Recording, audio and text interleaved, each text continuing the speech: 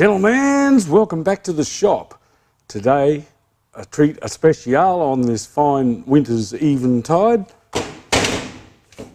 I'm going to do a tool review.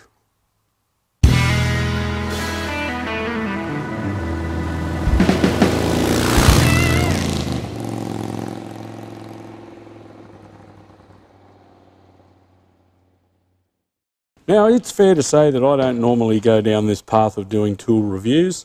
For me, it's a very personal choice. Most of the tools I have are Makita. And why are they Makita? Because they're the battery. They get you with the batteries.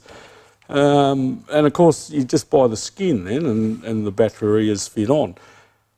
Why did I choose this ratchet? I was using in the GS1000 build, and I had a number of comments asking me, what is that electric wrench?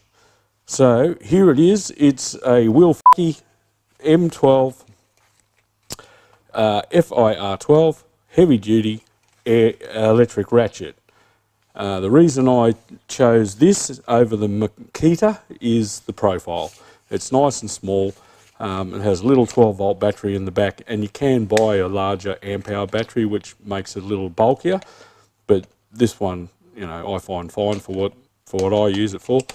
And yeah, it's just a ratchet. So it's got a little LED light to help illuminate things, and it has forward and reverse, just like you just use it as a normal ratchet to crack the nut, and then you wind it off, or you can wind it on. I don't know how many torques it has. It does the bolts up reasonably tight. They are available in different sizes. This is a 1/2-inch drive. That's about all there is to tell. But in the interest of parodies of other channels, I have been watching another channel recently where the guy just weighs everything all the time. So let's weigh it. Hang on a minute.